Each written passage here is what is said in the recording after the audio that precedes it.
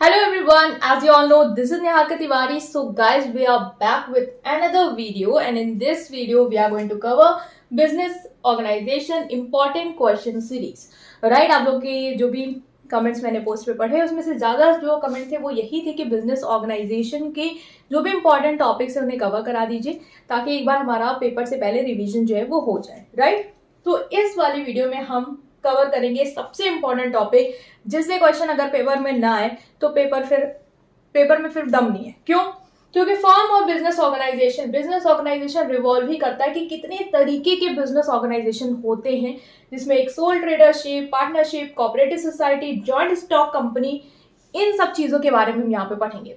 So video को आप लोग लास्ट तक देखेंगे। और सबसे पहली बात, ये वीडियो अपने फ्रेंड्स के साथ शेयर कर दीजिए तुरंत। अब जितने भी ग्रुप्स हैं आपके वहाँ पे सेंड कर दीजिए ताकि फिर जो व्यूज है, रेट है, वो भी बढ़े। और लाइक जरूर करिएगा ताकि ये खुद भी पुश होती रहे। ठीक है, तो ये आप लोगों को करना है। तो हम लोग आज यहाँ पे इन सारे टॉपिक्स को कवर करेंगे और वीडियो के एंड तक आप इन सब में प्रो हो जाएंगे कि ये सब क्या होते हैं, इनके फीचर्स आपको आ जाएंगे, इनके लिमिटेशंस क्या है, इनके एडवांटेज क्या है, ये सब चीजें आपको आ जाएंगी। और पेपर में आप अपनी लैंग्वेज में लिख के आएंगे, क्योंकि मेरा जो टारगेट रहता है वीडियो में वो यही रहता है कि आपको इस तरीके से समझा दूं कि आप खुद के वर्ड्स में लिख के आइए और आपको ज्यादा कोई भी चीज रटनी ना पड़े। राइट गाइस, सो इस वीडियो को अभी आप लाइक कर दे तुरंत और शेयर कर दीजिए। और बस यही आप लोगों से कहना था। So without any further delay let's start this video. Okay, so now guys we are going to start with this topic, that is sole proprietorship या सोल ट्रेडरशिप या सिंगल प्रोप्राइटरशिप। किसी तरीके से भी आप इसको लिख सकते हैं। राइट, कॉन्सेप्ट वही है। सो ये बहुत ही ईजी है। जिन लोग अभी देख रहे हैं उनको लग रहा है कि इसमें तो बहुत ईजी, बट एक रिवीजन हो जाएगा आप लोग का, इसलिए आप लोग देख लो जल्दी। ठीक है, तो सोल ट्रेडरशिप क्या है? जैसे कि नाम इंडिकेट कर रहा है, सोल मतलब एक ही इंसान जो है वो पूरा बिजनेस ऑर्गेनाइजेशन को क्या कर रहा है, हैंडल कर रहा है। ठीक है, form of organisation that is owned, मतलब वही उसका ओनर है। मैनेज, वही सारी चीजों को मैनेज कर रहा है। और कंट्रोल भी वही कर रहा है, मतलब कोई भी प्रॉब्लम आ रही है, कोई भी चीजें हैं जो इधर उधर हो रही है, तो उस चीजों को फिक्स भी कहीं ना कहीं कंट्रोल करके वही कर रहा है। बाय एन इंडिविजुअल, मतलब एक ही पर्सन जो है वो कर रहा है। तो ये इसी तरीके से लिख सकते हो, जब कंट्रोल, ये वर्ड ऐड कर देना कि कंट्रोल कर रहा है, मैनेज कर रहा है और ओन कर रहा है। ओन वेरी इंपॉर्टेंट, ओन कर रहा है, मैनेज कर रहा है, कंट्रोल कर रहा है एक ही पर्सन। ठीक है, तो ये पूरी डेफिनेशन आपकी एकदम क्लियर हो जाएगी। और इन वर्ड्स को थोड़ा हाईलाइट कर देना जिससे अच्छे नंबर मिल सकते हैं। फिर क्या है, फीचर्स में इसको आप लिख सकते हो, या मैं अगर आता है फीचर ना लिखने को, मीनिंग आती है तो बहुत ज्यादा लिखना है कुछ, तो इन सारे वर्ड्स को इंक्लूड करना, इन सारे टर्मिनोलॉजी को, क्योंकि ये इंपॉर्टेंट है। He alone has to arrange capital for his business। अब देखो, आपने कि बिजनेस स्टैब्लिश करना, हम लोग एक इमेजिनेशन वर्ल्ड में जाते हैं, जैसे मुझे बिजनेस स्टैब्लिश करना है और मैं ही हूँ जो स्टैब्लिश करना चाहती हूँ, मैं ही ओनर हूँ, मैं ही पूरा संभालूंगी। ठीक है, तो जो पैसा लगाना होगा वो कौन लगाएगा? वो मैं ही लगाऊंगी, कोई और तो लगाने आएगा नहीं। ठीक है, तो he alone has to arrange capital for his business. Responsible for management, मैं ही उसके मैनेजमेंट के लिए रिस्पॉन्सिबल होंगी। ठीक है, alone take all the decision, जितने भी डिसीजन लेने होंगे वो मैं खुद लूंगी। मैं किसी और से मैंने पार्टनरशिप नहीं करी कि मैं उसके डिसीजन के लिए भी बाउंड हूं कि वो भी बताए क्या होगा तब हम कोई डिसीजन पे लेंगे। नहीं, आप अकेले डिसीजन सारे लेते हो। जितना भी लॉस आता है वो आप अकेले बियर करते हो और जितना भी प्रॉफिट आता है वो आप अकेले एंजॉय भी करते हो। Okay, so next is however he may take help of his family member and other employees. मतलब कि हमने यहाँ पे पढ़ा कि जो ओन, मैनेज, कंट्रोल जो है वो एक इंडिविजुअल पर्सन कर रहा है, लेकिन वो अपनी फैमिली मेंबर की हेल्प ले सकता है या फिर किसी एम्प्लॉयज की हेल्प ले सकता है। जैसे कि एग्जांपल ले लो, हम लोगों ने देखा है जो भी जनरल स्टोर होते हैं वहां पे आप लोगों ने देखा होगा कि अगर फादर है, उनका है पूरा, वही ओनरशिप है उनके पास, सब कुछ मैनेज वही पूरा दिन करते हैं, लेकिन जब भी उनका लड़का या लड़की फ्री होती है वो आती है और हेल्प करा देती है। ठीक है, तो ये क्या है कि कहीं ना कहीं वो हेल्प ले रहे हैं। तो इससे ये नहीं हुआ कि वो पार्टनर बन जाएंगे या हमने कोई लीगल एग्रीमेंट कर ली है या हमें उन्हें डिसीजन में शामिल करना है, ऐसे वाला कोई काम नहीं आएगा। या कोई लड़का रख लिया या लड़की रख ली जिससे वो थोड़ा बहुत काम वाम की हेल्प ले लेते हैं, तब भी वो आपका सोल ट्रेडरशिप के अंदर ही आएगा। ठीक है, example small factories and shop, जैसे कि आप लोगों ने शॉप देखी है, जनरल स्टोर जो एग्जाम्पल हो गया, या छोटी छोटी जो फैक्ट्रीज होती हैं जो एक ही पर्सन रन कर रहा होता है और कुछ एम्प्लॉयज रख लिए काम वाम के लिए, तो वो क्या है, सोल ट्रेडरशिप का एक एग्जाम्पल है। नॉट मच लीगल फॉर्मेलिटी, ये बहुत ही बड़ा यहाँ पे एक एडवांटेज भी आ जाता है कि ज्यादा से ज्यादा लीगल फॉर्मेलिटी की रिक्वायरमेंट नहीं है। अब आप कोई किराने की दुकान खोलनी है तो ज्यादा पेपर वर्क नहीं करना होगा आपको, जैसे कंपनी के तरह या पार्टनरशिप की तरह करना होता है। यहाँ पे आपको सिंपल लोकल अथॉरिटीज की कुछ हो सकता है आपको वो लेनी पड़े, परमिशन लेनी पड़े, ठीक है, आप खोल सकते नहीं खोल सकते वो वगैरह। और अगर आपको कोई रेस्टोरेंट खोलना है तो फिर जो हेल्थ लोकल अथॉरिटीज एडमिनिस्ट्रेशन होती है उनकी आपको हेल्प लेनी पड़ती है। तो इस तरीके से ये सारी चीजें जो है वो रन करती हैं किसमें, सोल ट्रेडरशिप में। तो ये बिल्कुल क्लियर हो गया होगा। जिसको ये क्लियर हो गया है वो जो नेक्स्ट है जो कि फीचर है, जो कि मैं सिर्फ पॉइंट में लिखूंगी और आप खुद मुझे एक्सप्लेन कर दोगे, मेरिट हो गई, डीमेरिट होगी, वो हम इसमें कवर कर लेते हैं। सो चलिए उसको देखते हैं। Okay, so now we are going to start with this important topics of this topic, right. तो इसमें हम लोग को मीनिंग बिल्कुल क्लियर है, फीचर जल्दी से हो जाएंगे और मेरिट डीमेरिट। फीचर्स अगर आता तो आप क्या लिखोगे, इंडिविजुअल इनिशिएटिव, जैसे हमने डेफिनेशन से जो जो चीजें बोली थी वो दिखाना है यहाँ पे कि इंडिविजुअल इनिशिएटिव मतलब कि एक ही पर्सन का इनिशिएटिव होता है, उसी ने ही शुरुआत की है, उसी ने इसका बेस रखा है, ठीक है, वही सारी चीजें कर रहा है मैनेज। तो वहां पे एक ही पर्सन का क्या है, इनिशिएटिव है। तो ये फीचर हो गया। रिस्क बियरिंग, यहाँ पे लिख सकते हैं सिंगल ओनरशिप भी, ठीक है। रिस्क बियरिंग मतलब जितना भी रिस्क होगा वो सारा वही खुद बियर करेगा, है ना। फिर मैनेजमेंट एंड कंट्रोल, जो भी पूरा मैनेजमेंट है, जो भी चीजें को मैनेज करना है कि सामान कहाँ से मंगवानी है, कैसे उसको अरेंज करना है, कैसे उसको बेचना है, वो सारा चीजें। फिर कंट्रोल, कोई भी प्रॉब्लम आ गई उसको कैसे फिक्स करना है, वो सब कौन करेगा, एक ही पर्सन करता है। मिनिमम गवर्नमेंट रेगुलेशन, जैसे मैंने बताया था गवर्नमेंट रेगुलेशन मिनिमम होता है as compare to your partnership and company, क्योंकि कुछ अथॉरिटीज से सिर्फ आपको परमिशन लेनी होती है और आप इस्टेब्लिश या ओपन कर सकते हो, ठीक है। जरूरी नहीं है कि वो पार्टनरशिप की तरह रिटर्न होनी चाहिए, या रिटर्न नहीं होगी तो क्लेम कोई दूसरा पर्सन कर देगा, मतलब कि पार्टनर में आपस में लड़ाई हो गई तो वहां पे बहुत जरूरी है कि रिटर्न होना चाहिए। तो ऐसा यहाँ पे कुछ नहीं है, आप अकेले हो, आपको पता है, बस बात खत्म। अनलिमिटेड लाइबिलिटी, अनलिमिटेड लाइबिलिटी मतलब कि यहाँ पे क्या होता है कि जैसे कोई सोल ट्रेडरशिप में जैसे कोई एक पर्सन है, ठीक है, मान लो ये आप हैं, आपने कोई बिजनेस खोला, बहुत खुश हैं, ठीक है, और बाद में क्या हुआ कि ऐसी पोजीशन आ गई कि आपको लग रहा है कि यार ये बिजनेस अब मुझे बंद करना पड़ रहा है, ठीक है, अब ये शॉप मुझे बंद करनी पड़ रही है। तो इसमें से जो भी आपने मान लो कभी कोई लोन लिया हो या कभी कोई किसी चीज को मतलब हाँ लोन लिया हो, ये एग्जांपल लेते हैं, तो अब आपको क्या करना पड़ेगा, जो भी लाइबिलिटी आपके ऊपर अब तक जनरेट हुई है वो आपको अकेले ही बियर करनी होगी। अब आप ये नहीं कह सकते कि कोई आपका दोस्त है उससे कहने के आओ तुम तो पार्टनर बन जाओ, अब आओ मेरे साथ लाइबिलिटी शेयर कर लो, अब ये वाला केस नहीं हो सकता। आपने सिंगल ओनरशिप ली थी, अब आप ही पूरे जिम्मेदार हैं इस शॉप को, आप बेचिए, इसके एसेट बेचिए, कुछ भी बेचिए, अपना घर बेचिए, बट आपको वो जो लोन है, जो कर्जा है जो आपने लिया उसको अदा करना होगा, ठीक है। तो अनलिमिटेड लाइबिलिटी यहाँ पे आ जाती है। ओके, सो जो नेक्स्ट है वो है सीक्रेसी। सीक्रेसी मतलब क्या है कि सिंस आप ओनर हो, आप ही सब कुछ मैनेज और हैंडल और कंट्रोल कर रहे हो, जो बार बार रिपीट कर रही हूं मैं, तो आप सीक्रेसी मेंटेन कर सकते हो। आपके जो सीक्रेट है बिजनेस के कि आपने कितने सस्ते में किससे लिया या किसको आपने अपनी दुकान से पैसा दिया, या जो भी आपके सीक्रेट्स है वो आप अपने तक रख सकते हो। कोई पार्टनर नहीं है कि आप उसके साथ शेयर करने के लिए बाउंड हो, राइट। यहाँ पे आएंगे मेरिट एडवांटेज। सबसे पहले इजी फॉर्मेशन, जैसे मैंने बताया था यहाँ पे कौन सा एक टॉपिक था कि गवर्नमेंट रेगुलेशन कम है, कोई ज्यादा लीगल फॉर्मेलिटी नहीं है, इसलिए बहुत ही इजी है इसको फॉर्म करना, ठीक है। बेटर कंट्रोल, बेटर कंट्रोल क्यों, क्योंकि आप ओनर हो, आपको ही सारी चीजें हैंडल करनी है, किसी का प्रेशर नहीं है आप पे कि आप ऐसे करो वैसे करो, आपको ही सारे डिसीजन लेने हैं, तो आप बेटर फॉर्म में फ्रीली आराम से हैंडल कर सकते हो। और आपको ये पता है जब आपके ऊपर कंट्रोल ज्यादा होता है तो आपको चिढ़ मचती है और फिर आप अच्छे से चीजें हैंडल नहीं करते हो, बट जब आपको पता होता है कि आप फ्री हो, आप ही को सब कुछ करना है, आप ही को मैनेज करना है, तो आप उसको अपना बना के और अच्छे से चीजें करते हो, ठीक है। Then sole beneficiary of profit, ये तो बिल्कुल इजी है कि प्रॉफिट जितना भी होगा वो आपको ही इंजॉय करना है। इनएक्सपेंसिव मैनेजमेंट, इनएक्सपेंसिव मैनेजमेंट क्यों, क्योंकि आपको मैनेज करना है, तो यहाँ पे आपको जरूरी नहीं जैसे पार्टनर्स की तरह कोई या कंपनी की तरह कोई आप स्पेशलिस्ट हायर करो हर एक फील्ड में, वो ही हैंडल करेगा, उसको आपको अच्छी खासी अमाउंट में फीस देनी हो, ऐसा कुछ नहीं है। आपको हैंडल करना, आप आराम से करो, मैनेज करो, कोई मतलब कोई भी स्पेशलिस्ट वगैरह इन सब चीजों पे खर्चा करने की जरूरत नहीं होती।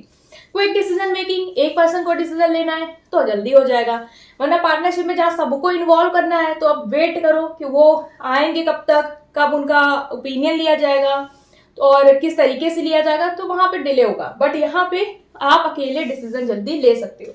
Next is demerit, limitation of management skill. आप ये देखो कि ये तो चलो सब एडवांटेज है, ठीक है, बट ये क्या है डीमेरिट, मतलब कि जरूरी नहीं है कि एक पर्सन के अंदर सारी खूबियां हो, उसको सब कुछ आता हो, जितनी भी एक बिजनेस से रिलेटेड स्किल है, लाइक कन्विंसिंग पावर है, कस्टमर को मनाना या नए नए आइडियाज लाना, इनोवेशन करना, ठीक है, मार्केट को स्टडी करना, जरूरी नहीं है हर इंसान को वो चीजें आती ही हो और सब में वो मास्टर हो। तो कहीं ना कहीं ये कमी आ जाती है कि एक पर्सन होने में ये थोड़ा सा लिमिटेशन है, ना ज्यादा लोग होते हैं तो ज्यादा आइडियाज होते हैं, फिर ज्यादा अच्छे से हम उसको एग्जीक्यूट कर पाते हैं, बट ये यहाँ पे कमी है। लिमिटेड रिसोर्सेज, आप ही हो, आप ही को पैसा लगाना है, या अपने फैमिली मेंबर से ले सकते हो बस, या लोन ले सकते हो बस। लेकिन अगर वही सोचो ज्यादा लोग हैं, सब लोग पैसे लगाएंगे, अपना अपना अपनी फैमिली से ला सकते हैं, अपने अपने नाम पे लोन ले सकते हैं, तो वहां पे ज्यादा बढ़ जाएगी रिसोर्स। लेकिन यहाँ पे क्या है, एक ही को लगाना है तो लिमिटेड है। अनलिमिटेड लायबिलिटी मैंने यहाँ पे बताया था कि आपकी अगर बिजनेस में लॉस हुआ है, बंद करने की नौबत आई है, तो सिंस ये सोल ट्रेडरशिप है तो आप अपना घर बेचो, दुकान बेचो, कुछ भी बेचो, आपको लायबिलिटी जो है वो पे करनी होगी। तो अनलिमिटेड लायबिलिटी है। लैक ऑफ कंटिन्यूटी मतलब कि मान लो कल को कुछ हो गया, पर्सन जो है जिसका वो बिजनेस है वो बीमार पड़ गया, तो बिजनेस दुकान बंद हो रहेगी।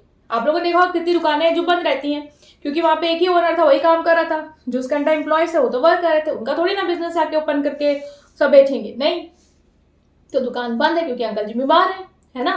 लेकिन यहाँ पे अंकल जी बीमार है, इसीलिए क्या है, लैक ऑफ कंटिन्यूटी है, कि अब ये लंबे समय तक डिपेंड करेगा, चलेगा किस पे, उसी ओनर पे जो कि वहां पे है। वो बीमार हो गया, वो खत्म हो गया, मतलब उसकी डेथ हो गई, तो फिर वो बिजनेस भी खत्म हो जाएगा। थॉटलेस डिसीजन मतलब क्या है कि जो भी डिसीजन एक पर्सन लेता है, हो सकता है वो कुछ डिसीजन बहुत अच्छे ले, कुछ डिसीजन ऐसे हो कि इसको समझ ही ना आ रहा कि यार इसमें क्या करना है, तो हो सकता है कभी कभी वो डिसीजन गलत ले ले।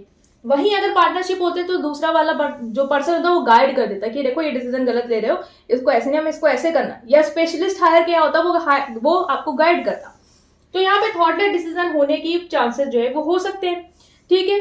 तो ये हमने पूरा डिस्कस कर लिया सोल ट्रेडरशिप। अब हम डिस्कस करेंगे पार्टनरशिप इसी तरीके से, और फिर आगे फर्दर मूव करेंगे, ठीक है। तो उसको देखते हैं।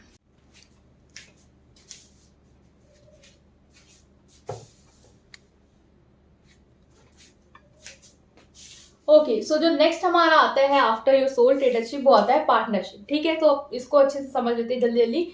सबसे पहले आता है मीनिंग हम इंडियन पार्टनरशिप एक्ट 1932 के अकॉर्डिंग पढ़ रहे हैं, ठीक है। क्या मीनिंग है कि पार्टनरशिप को डिफाइन करता है as the relation between person who have agreed to share the profit of the business carried out on by all और any one of them acting for all. अब इसको अच्छे से समझेंगे कि इंडियन पार्टनरशिप क्या बताता है कि पार्टनरशिप क्या है, ये एक रिलेशन है बिटवीन पर्सन्स, मतलब लोगों में है। मतलब यहाँ पे कितने लोग होंगे, दो या उससे दो से ज्यादा, उनकी भी लिमिट है, वो भी डिस्कस करेंगे, बट दो तो होने ही होने चाहिए, दो लोग आपस में मिलके आए। अब वो उन्होंने सोचे कि हम बिजनेस स्टार्ट करेंगे। पहले हमने देखा सोल ट्रेडरशिप वहाँ पे सिंगल कर रहा, अब उसको समझ में आ गई कि बिजनेस बंद हो गया। कमी अगर उसको लगा, कमी ये थी कि यार एक और होना चाहिए था और हम साथ में करते तो शायद बेटर कर पाते। अब उसने क्या किया, पार्टनरशिप फॉर्म कर ली और अपने दोस्त को भी शामिल कर लिया। Who have agreed to share the profit of the business? उन्होंने कहा कि जो भी बिजनेस का प्रॉफिट होगा वो हम आपस में क्या करेंगे, शेयर करेंगे, और जो भी रिस्क होगा वो आपस में मिलजुल के बेयर करेंगे, ठीक है। Carried out on by all मतलब हो सकता है जैसे मैं हूं, मेरी फ्रेंड है, हम दोनों ने बिजनेस स्टार्ट किया, तो हम दोनों लोग उस बिजनेस को रन कर सकते हैं। या मैं कहूँ कि यार देखो मैं तो बिजी रहती हूँ, तो तुम इस बिजनेस को रन करो, ठीक है, और तुम हमारे बिहाफ पे सारे डिसीजन ले लो, कंट्रोल मैनेजमेंट जो भी तो है वो तुम हैंडल कर लो, और हम सब हैं तो पार्टनर, लेकिन हम इतना एक्टिव नहीं रहेंगे। तो उस तरीके से भी वो पार्टनरशिप होगी आपकी, ठीक है। तो ये हमने डिस्कस कर लिया कि पार्टनरशिप की मीनिंग क्या है, ठीक है। The person who have agreed to join in partnership are individually called partner, मतलब अकेले के लिए हम पार्टनर कहते हैं, और कलेक्टिवली हम इसको क्या कहते हैं, एक फर्म कहते हैं, दैट इज पार्टनरशिप फर्म। तो पार्टनरशिप क्लियर है।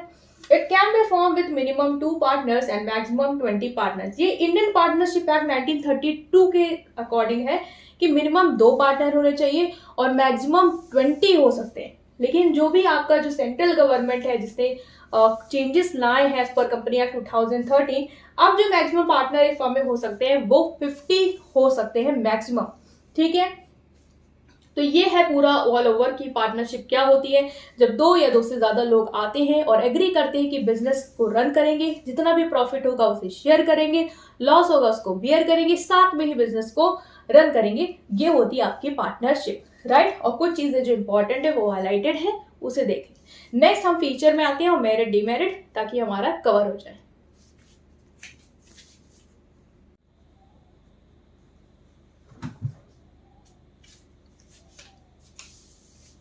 ओके, सो नाउ गाइस अब हम स्टार्ट कर रहे हैं कि पार्टनरशिप पे हमने मीनिंग जो है वो समझ ली। अब क्या फीचर्स है, क्या उसके एडवांटेज और क्या उसके डिसएडवांटेज है, एक ब्रीफ करके देखते हैं। सबसे पहले फीचर है कि existence of an agreement. Agreement होना जरूरी है। मतलब हमने जब डेफिनेशन बोला कि एक ऐसी फर्म जिसमें लोग एग्री करते हैं कि वो एक बिजनेस को रन करेंगे, तो उन लोगों के बीच में एक एग्रीमेंट होनी चाहिए, ठीक है, कि वो बिजनेस को रन करना चाहते हैं, प्रॉफिट को शेयर करना चाहते हैं, इस तरीके की एक एग्रीमेंट होनी चाहिए। अब ये एग्रीमेंट रिटर्न में भी लिख सकते हैं, अगर उनको हो कि फ्यूचर में कोई कॉन्फ्लिक्ट हो गया तो हमें एग्रीमेंट को रिटर्न फॉर्म में लिख लेना चाहिए, तो वो उनके ऊपर है। ओरल भी रिटर्न भी वो as per their requirement they can do, right. Engagement in business, मतलब कि पार्टनरशिप फॉर्म को फॉर्म करने के लिए जरूरी है कि आप किसी बिजनेस में इंगेज हो, चाहे वो इंडस्ट्री से रिलेटेड हो, कॉमर्स से रिलेटेड हो, ट्रेड से रिलेटेड हो, आप उसमें इंगेज हो, राइट। सो वो ही रिक्वायरमेंट है। Sharing of profit and loss, आपको भी पता है जो प्रॉफिट और लॉस होता है वो पार्टनर्स आपस में शेयर करते हैं, ठीक है।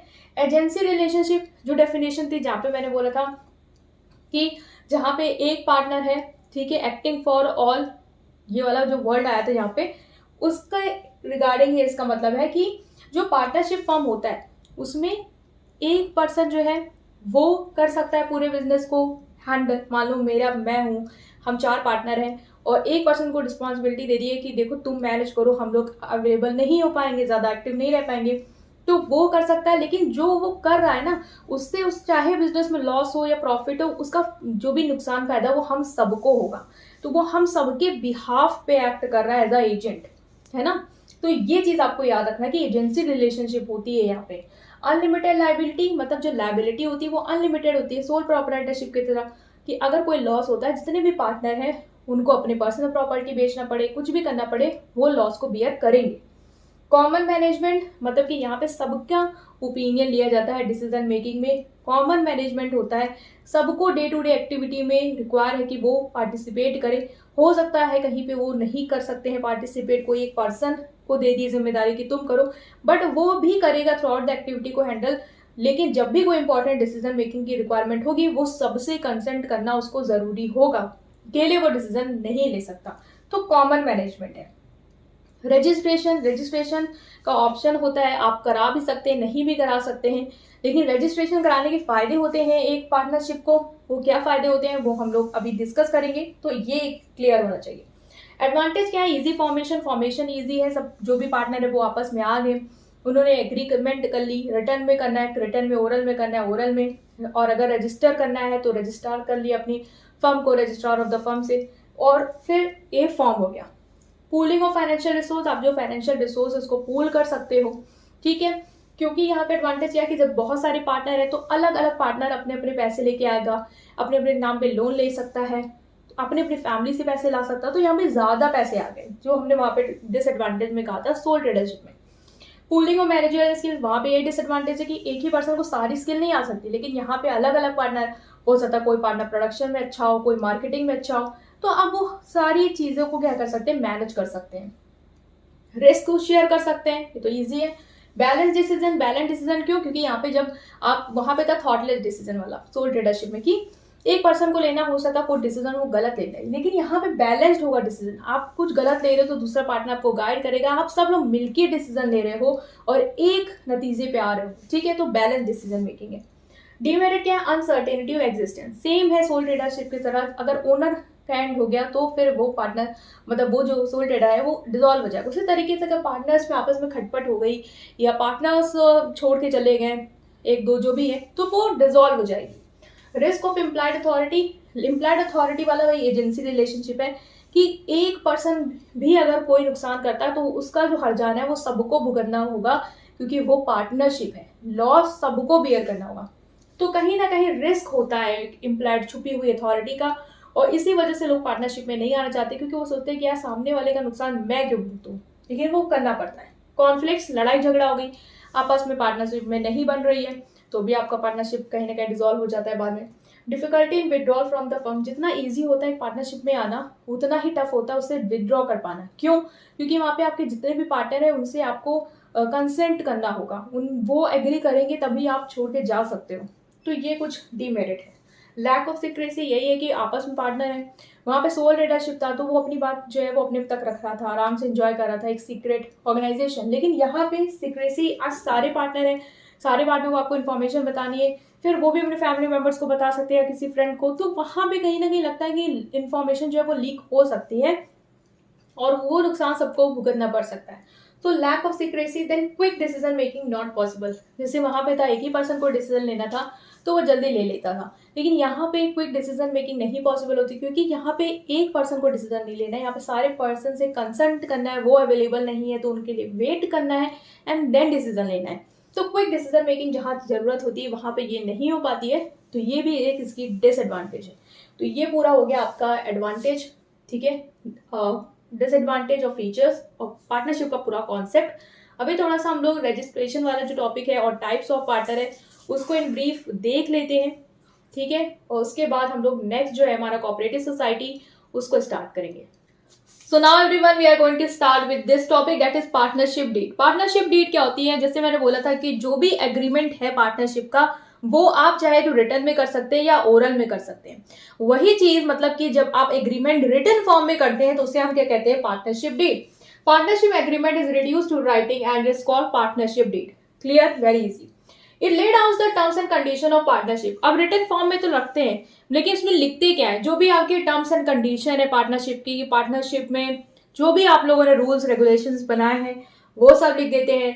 पार्टनर्स की क्या राइट्स होंगे, क्या पावर है, क्या ड्यूटीज हैं, क्या उनकी ऑब्लिगेशन है, मतलब क्या उनकी रिस्पॉन्सिबिलिटीज या ड्यूटीज है, वो सारी चीजें हम लोग रिटर्न फॉर्म में लिख देते हैं ताकि अगर कोई पार्टनर कल को अपनी रिस्पॉन्सिबिलिटी से भागता है या कुछ भी गलत करता है तो हम उसको वो डॉक्यूमेंट दिखा पाए और उसके अगेंस्ट हम केस भी कर सकते हैं इस केस में, ठीक है। फॉलोइंग पॉइंट जो हम कवर करते हैं डीड पे वो क्या होता है? बिजनेस का नेचर क्या है, ठीक है, किस तरीके का बिजनेस में एंगेज है, ठीक है।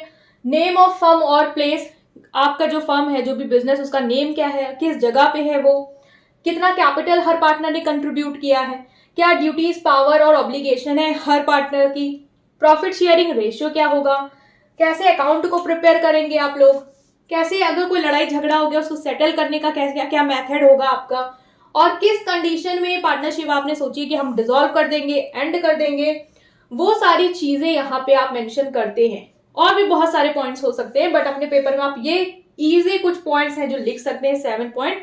अगर पार्टनरशिप डीड आता है तो जब रिटन एग्रीमेंट में करते हो पार्टनरशिप तो उसे कहते हैं पार्टनरशिप डीड और उसमें ये सारी इंफॉर्मेशन आपको एंटर करनी होती है, ठीक है। तो ये एक बहुत ही छोटा टॉपिक था, इंपॉर्टेंट टॉपिक, ये कवर किया। आप थोड़ा सा रजिस्ट्रेशन और टाइप्स ऑफ पार्टनर्स देके पार्टनरशिप को वाइंड अप करेंगे। ओके, सो जो रिमेनिंग इंपॉर्टेंट टॉपिक है वो क्या है? Registration of partnership. ये वन वर्ड में आ सकता है, मतलब एमसीक्यू में आ सकता है कि क्या पार्टनरशिप का रजिस्ट्रेशन कंपलसरी होता है, हाँ या ना। तो कंपलसरी नहीं होता है अंडर इंडियन पार्टनरशिप एक्ट के तहत, but an unregistered firm suffer from some disability so it is suggested to register it।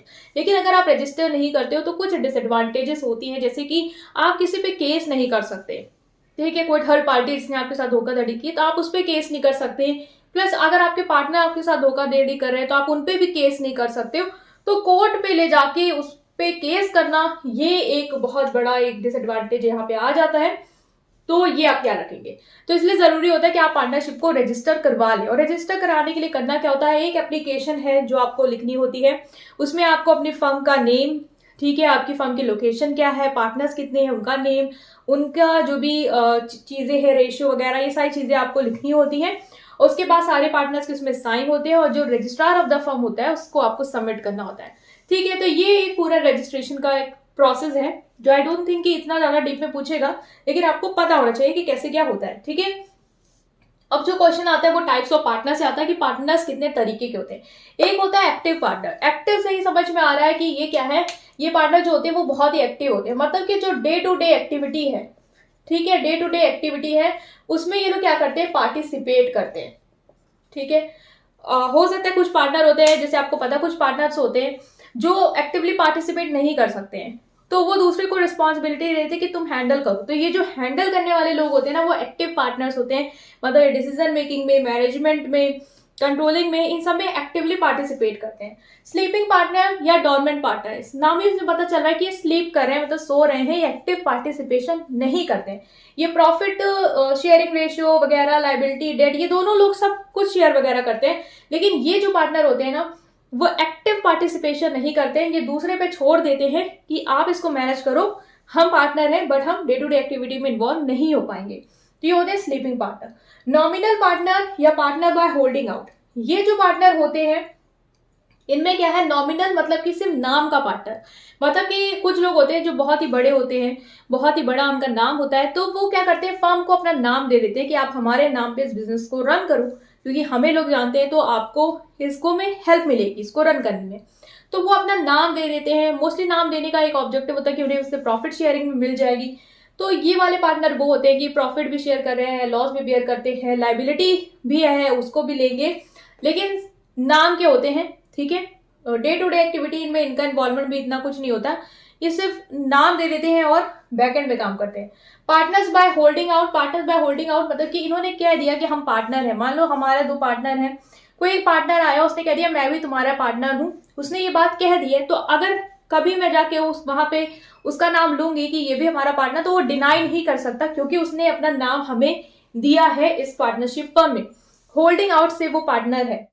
तो ये जो पार्टनर होते हैं, जितनी भी लाइबिलिटी होती है उसके लिए ये भी रिस्पॉन्सिबल होते हैं। जरूरी नहीं कि प्रॉफिट शेयर करें, लेकिन लाइबिलिटी के लिए ये भी होल्ड आउट कर दिए जाते हैं और वहां पे वो डिनाई नहीं कर पाएंगे। माइनर पार्टनर, सजेस्ट कर रहा है नाम से माइनर, मतलब कि 18 साल से जो कम लोग हैं, वो अगर किसी पार्टनरशिप में पार्टनर हैं तो वो कहलाते हैं माइनर पार्टनर। इनको जितना भी बेनिफिट होता है पार्टनरशिप का वो मिलता है, बट ये डे टू डे डिसीजन में, एग्रीमेंट में पार्टिसिपेट नहीं कर सकते क्योंकि ये छोटे हैं, ठीक है। लेकिन जो प्रॉफिट होगा वो उनको जरूर दिया जाएगा। तो इस तरीके से ये जो पार्टनर होते हैं वो होते हैं माइनर पार्टनर। तो ये क्या है, ये आपका पूरा क्राइटेरिया है कि पार्टनर्स कितने टाइप के हैं: active partner, sleeping partner, nominal, partners by holding out and minor partners. So I hope कि ये पार्टनर्स टाइप क्लियर है। अब नेक्स्ट जो हमारा टॉपिक है वो है कोऑपरेटिव सोसाइटी, सो उसको देखते हैं। So now we are going to start this topic, that is cooperative organization और cooperative society। तो ये भी एक ऑर्गेनाइजेशन का पार्ट है। जैसे हमने पार्टनरशिप पढ़ा कि पार्टनरशिप में जो पार्टनर्स होते हैं वो साथ आते हैं, ठीक है, फिर प्रॉफिट एंड शेयरिंग ये सब वगैरह करते हैं। सिमिलरली कहीं ना कहीं आपको कोऑपरेटिव ऑर्गेनाइजेशन का कॉन्सेप्ट लगेगा। क्या है कि it is a voluntary association of person for mutual benefit and its aims are accomplished through self help and collective efforts. मतलब ये वॉलंटरी एसोसिएशन होता है कि जो भी पार्टनर इसमें आना चाहता है, जुड़ना चाहता है, वो आराम से आके वॉलंटरी अपनी इच्छा के अनुसार आके ज्वाइन कर सकता है और अपनी इच्छा के अनुसार छोड़ के भी जा सकता है। तो वॉलंटरी एसोसिएशन है, ये एक फीचर भी बनेगा इसका कि ये वॉलंटरी एसोसिएशन है लोगों का फॉर म्यूचुअल बेनिफिट। और ये नेक्स्ट बन सकता है फीचर म्यूचुअल बेनिफिट, मतलब ये लोग जो काम करते हैं, जो भी है, वो ऑब्जेक्टिव होता है एक दूसरे का बेनिफिट हो पाए, सिर्फ अपना ही नहीं, एक दूसरे का बेनिफिट हो पाए, इनफैक्ट सोसाइटी का भी बेनिफिट हो पाए। And its aims are accomplished through self help, और जो भी इनका गोल होता है वो ये लोग पूरा कैसे करते हैं, एक दूसरे की हेल्प करके या कलेक्टिव एफर्ट से, मतलब सब लोग एक साथ काम करके यहाँ पे चीजों को करते हैं। पार्टनरशिप में हमने देखा कि पार्टनर साथ में भी काम करते हैं, या एक ही दो पार्टनर को काम दे दिया, बाकी सब आराम कर रहे हैं, उस तरीके से भी काम करते हैं। लेकिन यहाँ पे जो भी काम है वो एक कलेक्टिव एफर्ट्स के थ्रू हो रहा है और सेल्फ हेल्प के थ्रू हो रहा है। साथ ही साथ ये वॉलंटरी एसोसिएशन है। Minimum 10% are required to form it, कम से कम 10 लोग चाहिए होते हैं इसको फॉर्म करने के लिए। और यहाँ पे क्या है कि पार्टनरशिप में रजिस्ट्रेशन कंपलसरी नहीं था, लेकिन अगर आपको कोऑपरेटिव सोसाइटी बनानी है तो रजिस्ट्रेशन जरूरी है, ठीक है, with the registrar of cooperative societies under cooperative society act. इसके तहत आपको अपना फर्म जो है, जो ऑर्गेनाइजेशन, उसको रजिस्टर करवाना होगा, ठीक है। तो ये पूरा कहीं ना कहीं क्राइटेरिया है कोऑपरेटिव ऑर्गेनाइजेशन का कि कोऑपरेटिव ऑर्गेनाइजेशन क्या होता है। मतलब कि लोग हैं, जैसे कि हम लोग हैं, हम लोगों ने सोचा कि हम कुछ ऑर्गेनाइजेशन फॉर्म करते हैं, हम सब लोग साथ में आए, अपनी अपनी इच्छा से, जिसको मन था कि हाँ हमें भी इससे फायदा होगा, हम भी आते हैं। फॉर्म किया कि एक पर्पस के लिए फॉर्म किया, एक दूसरे की हेल्प करते हुए हम ग्रो करें, उस तरीके की ये ऑर्गेनाइजेशन होती है। अब यहाँ पे टाइप से पता चलेगा कि क्या पर्पस है, क्यों फॉर्म किया। पहला है इसका टाइप कंज्यूमर कोऑपरेटिव सोसाइटी, मतलब ऐसी कोऑपरेटिव सोसाइटी जो कंज्यूमर्स मिलके बनाते हैं। सपोज करिए एक ऐसी सोसाइटी में, मान लो एक आप ऐसे लोकेलिटी में रह रहे हो, यहाँ पे आपको गुड्स और सर्विसेज इजीली अवेलेबल नहीं हो पाती हैं या बहुत कॉस्टली अवेलेबल होती हैं। तो आप लोगों ने क्या सोचा, मोहल्ले वालों ने, कि 10-12 लोगों ने मिलके कि हम लोग साथ में काम करते हैं, एक जगह से ले आया करेंगे मैन्युफैक्चरर से डायरेक्ट जो भी गुड्स होंगे, और फिर हम लोग एक दुकान खोल लेते हैं और यहाँ से हमारे जितने भी मेंबर्स होंगे हम उनको ये चीज रीजनेबल रेट पे बेचेंगे और जो भी प्रॉफिट हमें उससे होगा वो हम मेंबर्स आपस में बांट लेंगे। तो यही एक कॉन्सेप्ट होता है कोऑपरेटिव सोसाइटी का। ठीक है, तो ये कंज्यूमर कोऑपरेटिव सोसाइटी क्या होती है, जो कंज्यूमर्स अपने बेनिफिट के लिए बनाते हैं। प्रोड्यूसर कोऑपरेटिव सोसाइटी क्या होती है, जो प्रोड्यूसर्स अपने बेनिफिट के लिए बनाते हैं। मान लो कोई प्रोड्यूसर्स हैं जिन्हें गुड्स और सर्विसेज प्रोड्यूस करने में दिक्कत आ रही है, उनके पास ज्यादा कैपिटल नहीं है या मशीनरी नहीं है, तो कुछ जो अच्छे प्रोड्यूसर्स हैं और जो छोटे प्रोड्यूसर्स हैं उन्होंने मिलकर एक सोसाइटी फॉर्म कर ली और कहा कि हम लोग एक दूसरे से जो रिसोर्सेस हैं वो शेयर करेंगे, तुमको जो रिसोर्सेज चाहिए हम देंगे, हमें जो चाहिए वो तुम देना, और जो कैपिटल हम लोग लाएंगे उससे हम नई नई मशीनरी खरीद लेंगे ताकि हम अच्छा खासा पैसा कमा पाए, और जो गुड्स सेल करेंगे उससे जो भी हमें प्रॉफिट होगा वो आपस में हम लोग शेयर कर लेंगे। तो ये क्या है, एक प्रोड्यूसर ने अपनी बेनिफिट के लिए जो सोसाइटी बनाई उसे कहते हैं producers cooperative society. Cooperative marketing society, cooperative marketing society क्या है, एक ऐसी कोऑपरेटिव सोसाइटी जो मार्केटिंग के लिए हमने बनाई। अब गुड्स तो हमने प्रोड्यूस कर लिया लेकिन हमें नहीं समझ में आ रहा है कि हम अपने प्रोडक्ट की मार्केटिंग कैसे करें, हमें उतना अच्छा प्राइस नहीं मिल पाता अपने प्रोडक्ट के लिए, और ये हम बहुत सारे जो भी प्रोड्यूसर्स हैं उनकी क्या है, एक बहुत बड़ी प्रॉब्लम है। तो हम लोग साथ में आके एक मार्केटिंग सोसाइटी बना सकते हैं जिसका टारगेट ये होगा कि सारे गुड्स जो है वो एक जगह पुल अप कर लिए जाएंगे और देन हम लोग बेस्ट प्राइस पे उसको बेचने का जो एफर्ट्स हैं वो एक साथ करेंगे और उससे जो प्रॉफिट होगा वो आपस में शेयर भी कर लेंगे। तो ये होती है कोऑपरेटिव मार्केटिंग सोसाइटी।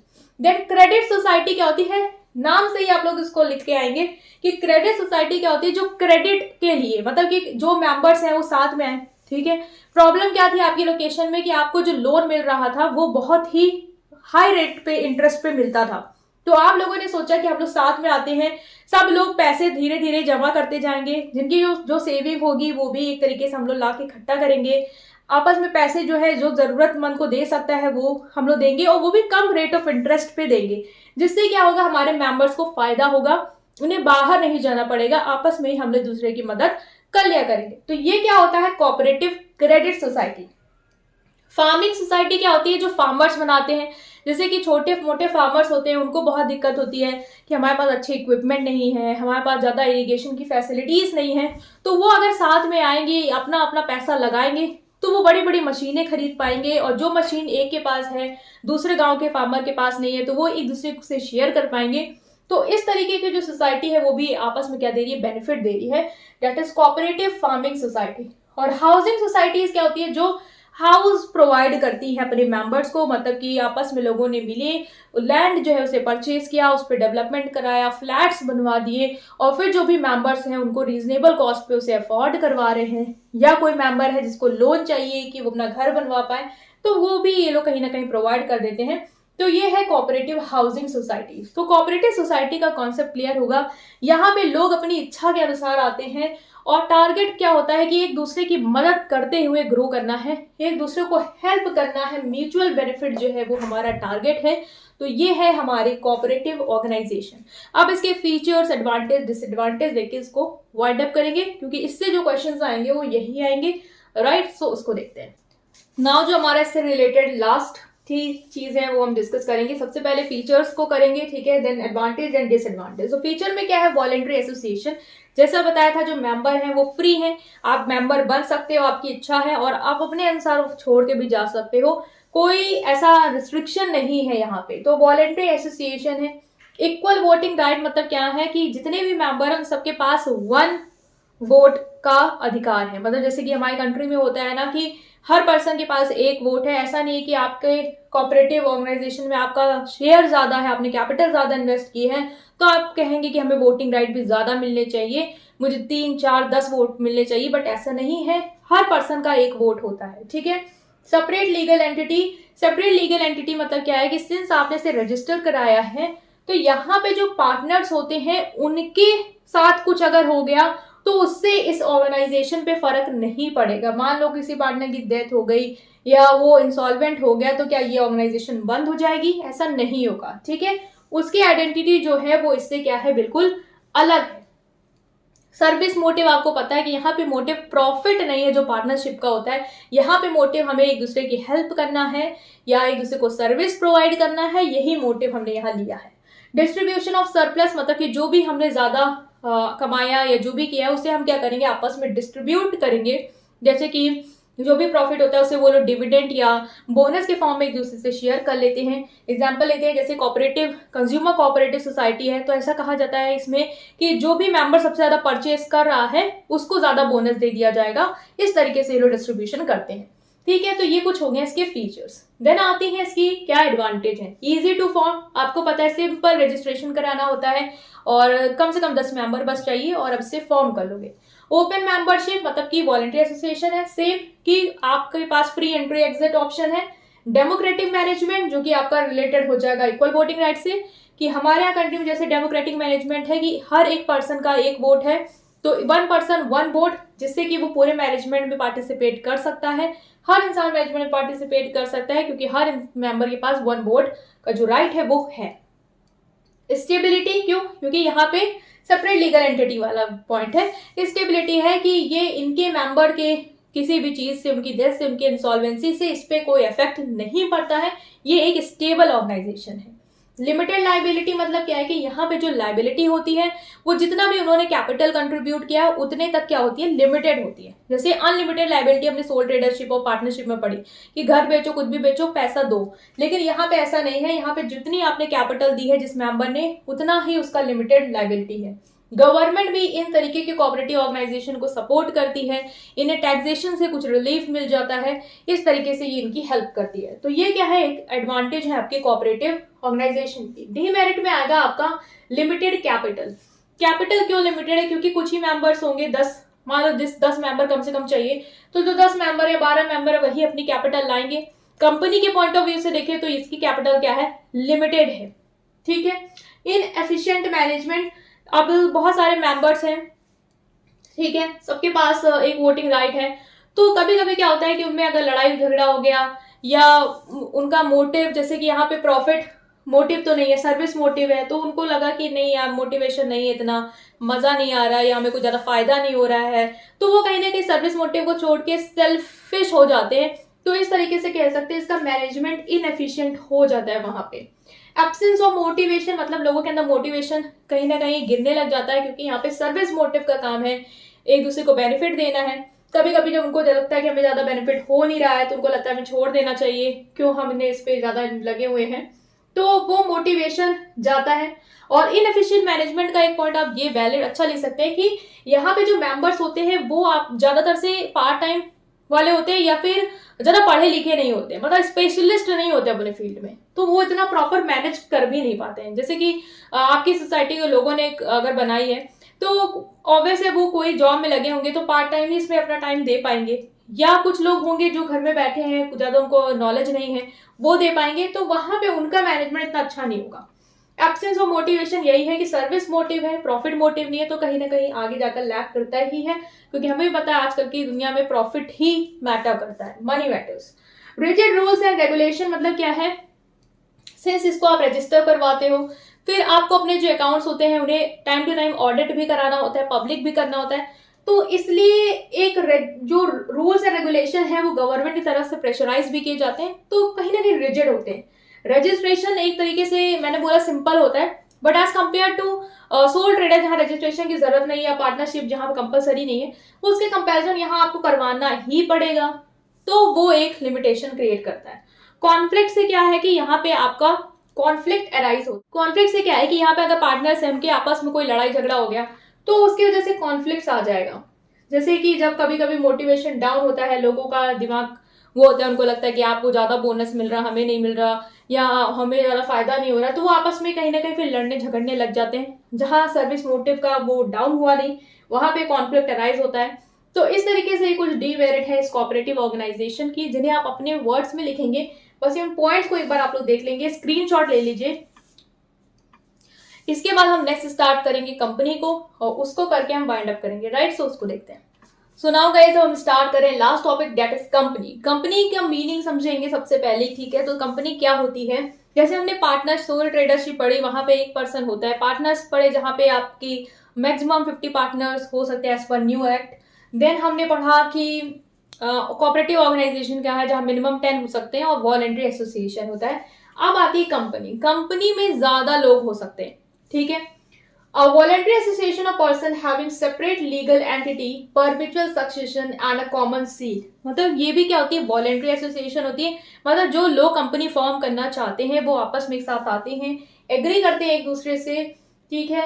और ये क्या होती है, हैविंग सेपरेट लीगल एंटिटी। और इन जो लोगों की एंटिटी होती है वो कंपनी की जो एंटिटी होती है उससे मतलब सेपरेट होती है। मतलब कि अगर उसके मेंबर्स को कुछ हो गया जो कंपनी से जुड़े हैं, अब आपको पता है कंपनी में हम लोग भी शेयर खरीद सकते हैं, है ना, हम भी उसके ओनर बन सकते हैं।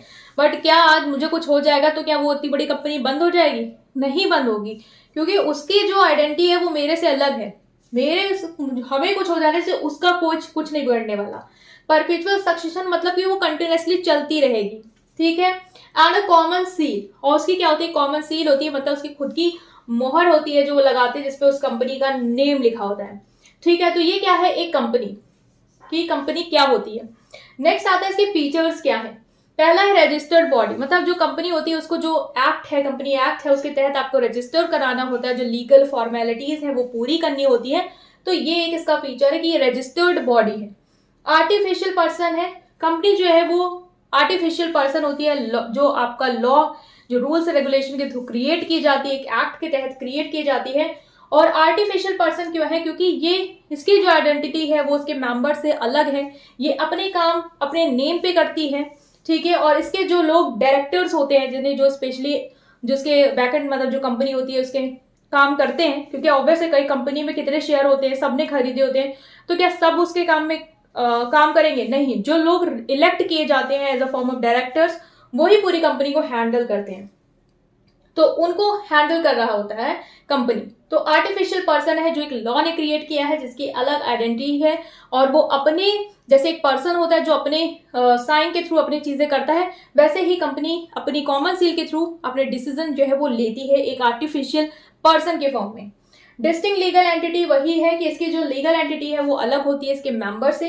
परपेचुअल सक्सेशन मतलब कि जो ये कंपनी है वो लॉन्ग रन में चलती रहती है, इसके मेंबर को कुछ भी हो जाए इससे कोई फर्क नहीं पड़ता, ये बंद नहीं होती है, क्योंकि ये कंटिन्यूसली चलने वाली है। कॉमन सील वही है कि जो कंपनी होती है जो भी एग्रीमेंट में एंटर करती है वो अपनी कॉमन सील के थ्रू एंटर करती है। कोई भी डिसीजन होता है, जैसे कोई भी आपने देखा होगा कभी भी कोई बिजनेस लेटर के फॉर्म में है कंपनी का, तो यहाँ पे कंपनी की मोहर लगी रहती है, जो भी ABC जो भी नाम है, तो वो क्या होती है, कॉमन सील। मतलब इससे ये बताया जाता है कि कंपनी ने इसमें एग्रीमेंट दे दी है। ये अगर कोई भी केस होगा तो आप इस सील के बिहाफ पे लड़ सकते हो कि इसमें कंपनी ने अपनी एग्रीमेंट दी है, और प्रूफ क्या है, ये इसका सिग्नेचर या इसकी सील, तो इसकी एक सील होती है, ठीक है। कोई भी मेंबर है, मतलब कोई भी डायरेक्टर है, कोई एग्रीमेंट में एंटर किए हैं, कॉन्ट्रैक्ट में एंटर किए हैं, तो ये नहीं कि जितने डायरेक्टर वो अपना साइन कर रहे हैं, ऐसा नहीं है।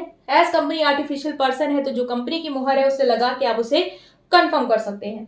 लिमिटेड लायबिलिटी क्या होती है, यहाँ पे जो मेंबर्स होते हैं, जैसे मेरा शेयर है, मैं जितने का शेयर लिया है मेरी लायबिलिटी उतनी ही होगी, मुझे उतने का ही नुकसान बस बियर करना होगा, ठीक है। तो लायबिलिटी हर मेंबर की जितना उसने कैपिटल कंट्रीब्यूट किया है उतने ही तक क्या होती है, लिमिटेड होती है। ट्रांसफरेबिलिटी ऑफ शेयर मतलब जो कंपनी की कैपिटल होती है वो छोटे छोटे पार्ट्स में डिवाइड होती है, जिसे हम शेयर कहते हैं, जो हम लोग भी खरीदते हैं कंपनीज का, तो उनको हमारे पास ये पावर होती है कि हम ट्रांसफर कर सकते हैं। प्राइवेट कंपनी में नहीं, लेकिन पब्लिक कंपनी में आपके पास ये एक अपॉर्चुनिटी होती है, ये आपका एडवांटेज है कि आप अपने शेयर को अगर किसी और को देना चाहते हो, आपको लग रहा है कि नहीं ये शेयर मैं बेचना चाहता हूं, तो आप उस कंपनी के शेयर को बेच सकते हैं। परमिशन की रिक्वायरमेंट नहीं है, जैसे पार्टनरशिप में होती है कि आप पहले सारे पार्टनर से कंसल्ट करो तभी अपना शेयर दे सकते हो, ठीक है। तो ये एक एडवांटेज भी कह सकते हैं या एक फीचर है इसका, that is transferability of share. तो ये हमने पढ़ा कंपनी की मीनिंग फीचर। नेक्स्ट इसकी क्या डिसएडवांटेज है और एडवांटेज है उसको देखते हैं। सो हम स्टार्ट करें एडवांटेज से, ठीक है। कंपनी की क्या एडवांटेज है, तो क्या फायदा हो सकता है क्या नहीं। तो हमने जैसे डिस्कस किया था कि लार्ज नंबर ऑफ शेयर जो है वो आप ज्यादा से ज्यादा लोगों को दे सकते हैं, जिससे ज्यादा से ज्यादा पैसा आपके पास आएगा।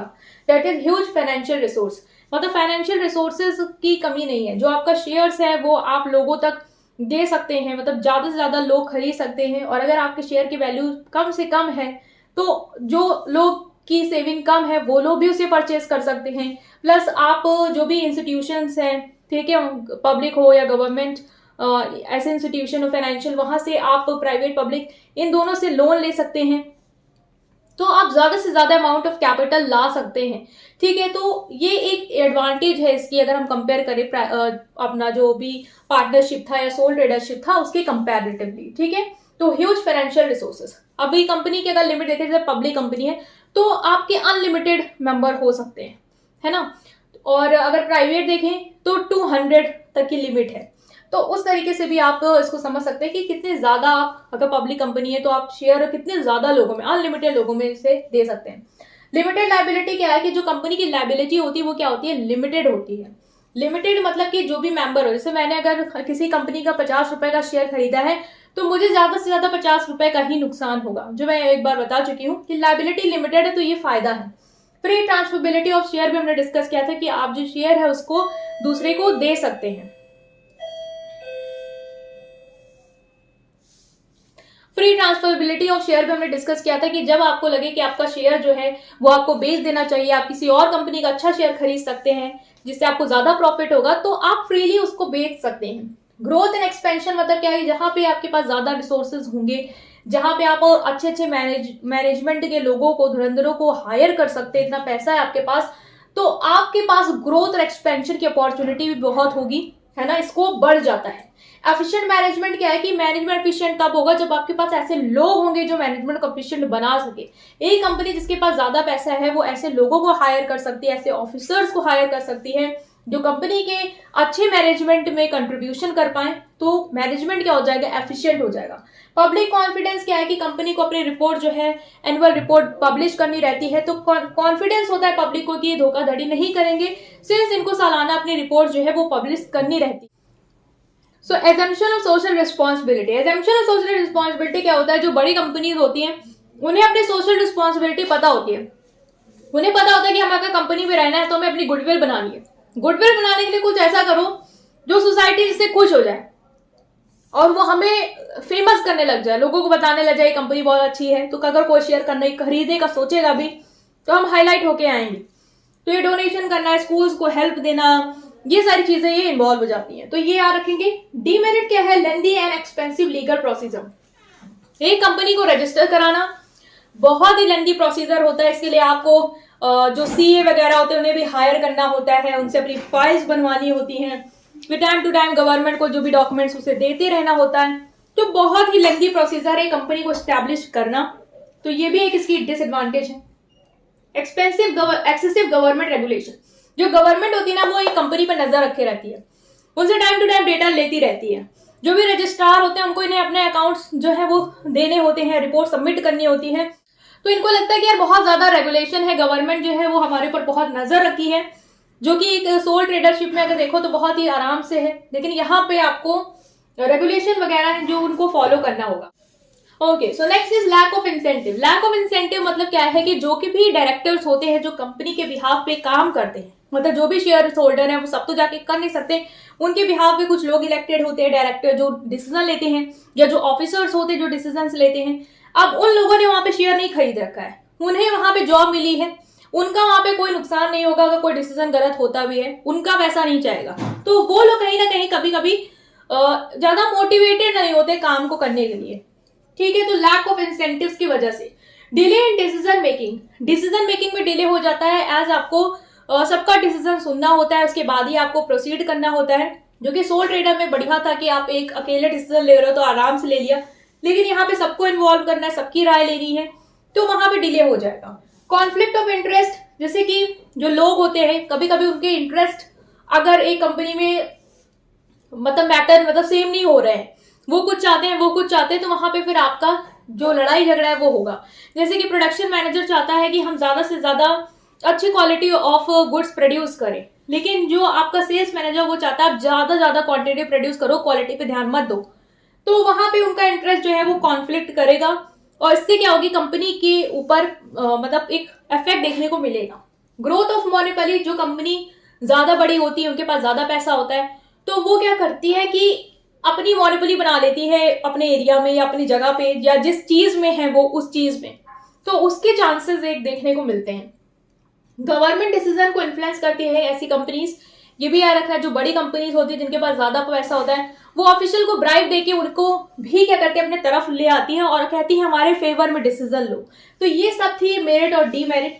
अब हम देखेंगे लिमिटेड लायबिलिटी पार्टनरशिप, जो कि इंपॉर्टेंट टॉपिक है, और लास्ट में देखेंगे क्या फैक्टर आपको कंसीडर करने हैं एक ऑर्गेनाइजेशन को सेलेक्ट करने में। सो उसे देखते हैं। सो नाउ गाइस, अब हम स्टार्ट कर रहे हैं लिमिटेड लायबिलिटी पार्टनरशिप, और ये बहुत ही इजी हो जाएगा आपके लिए क्योंकि पार्टनरशिप आप लोग पढ़ चुके हैं। अब लिमिटेड लायबिलिटी मतलब बता रहा है कि ऐसी पार्टनरशिप जहां पे लायबिलिटी क्या हो जाती है, लिमिटेड। इससे पहले हमने पार्टनरशिप पढ़ा था और कहा था लायबिलिटी क्या है, अनलिमिटेड।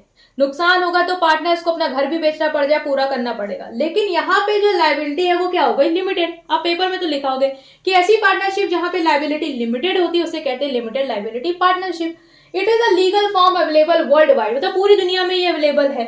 और अब इंडिया में भी इंट्रोड्यूस किया गया था by is govern by, India में भी इसको गवर्न करता है कौन, LLP limited liability partnership act 2008, जो कि कब इफेक्ट में आया, 1 अप्रैल 2009।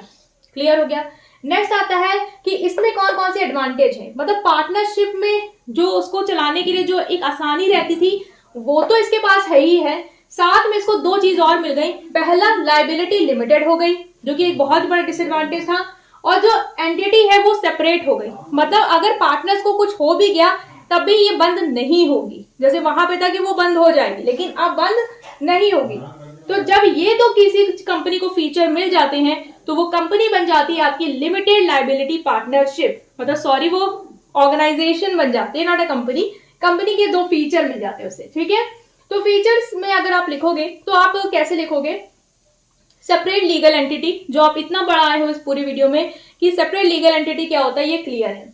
Minimum 2 partners and maximum no limit, इसमें मिनिमम 2 पार्टनर हो सकते हैं और मैक्सिमम कोई भी लिमिट नहीं होती है। अब पार्टनरशिप में हमने देखा था कि मैक्सिमम जो कंपनी एक्ट 2013 के तहत की पार्टनर की मैक्सिमम 50 कर दी गई है, बट और इंडियन पार्टनरशिप एक्ट 1932 था तो 20, यहाँ पे नो लिमिट आ जाती है, तो एक एडवांटेज है आपको। Next is should be for profit business, इसका मोटिव क्या है, प्रॉफिट अर्न करना, जो कि पार्टनरशिप का भी था। परपेचुअल सक्सेशन मतलब क्या है कि पार्टनर को कुछ भी हो जाए बंद नहीं होगी, चलती रहेगी। ये वाली जो कंपनी में होती है ना फीचर, वो एक फीचर इसको मिलता है, क्यों, because of your separate legal entity, मतलब कोई भी काम है वो अपने कंपनी के मतलब अपनी पार्टनरशिप के नाम पे एंटर करेगा, ठीक है, उसका खुद का नाम होगा, खुद की मोहर होगी, इस तरीके से इसको भी चीजें मिलेंगी। Partners have the right to manage business directly unlike company shareholder, जैसे कंपनी के शेयर होल्डर को काम नहीं, मतलब वो डायरेक्टली पार्टिसिपेट नहीं कर सकते डे टू डे मैनेजमेंट में, लेकिन यहाँ पे जो पार्टनर्स है वो डायरेक्टली मैनेज कर सकते हैं, तो ये भी बेनिफिट है। मतलब ये जो पार्टनरशिप का बेनिफिट है वो तो इनको मिलेगा ही मिलेगा। दो बेनिफिट याद रखना, एक सेपरेट लीगल एंटिटी वाला जिससे आपका एक परपेचुअल सक्सेशन में निकल के आएगा कि ये चलती रहेगी, बंद नहीं होगी, और दूसरा लायबिलिटी लिमिटेड रहेगी, ये वाला, ठीक है। लायबिलिटी कब तक लिमिटेड है, to the extent of contribution, मतलब मैंने जितना भी पैसा लगाया है, जितनी कैपिटल कंट्रीब्यूट की, उतनी ही लायबिलिटी मेरी क्या है, लिमिटेड है। Rights and duties of the partners shall be govern by the agreement, और जो भी राइट्स एंड ड्यूटीज होंगे पार्टनर्स की वो एक एग्रीमेंट के तहत पूरे डिसाइडेड होंगे, जैसे पार्टनरशिप में भी होता था, हम एग्रीमेंट करते थे, चाहे रिटर्न करो चाहे ओरल करो, है ना, वो सारी चीजें यहाँ पे देखने को मिलेगी। तो आपको एडवांटेज खुद ही बना लेनी है कि एडवांटेज क्या है, सेपरेट लीगल एंटिटी मिल गई पहली बात तो, दूसरा परपेचुअल सक्सेशन एडवांटेज हो जाएगी आपकी, तीसरा मैक्सिमम में कोई लिमिट नहीं, वो एडवांटेज लिख लेना, फिर फॉर्मेशन इजी है इसकी भी, वाइंड अप इजी है इसका भी, तो 5 आपने एडवांटेज लिख ली। डिसएडवांटेज इसकी ये आती है कि कोई भी जो फाइनेंशियल इंस्टीट्यूशन है वो इसको ज्यादा पैसा नहीं देती, ठीक है, दूसरे ये पब्लिक से पैसा रेज नहीं कर सकती, तो ये दो मेजर डिसएडवांटेज जो हैं वो आपकी लिमिटेड लायबिलिटी पार्टनरशिप की है। अब क्वेश्चन आता है कि एक पार्टनरशिप बनाने, चलो ये हो गया।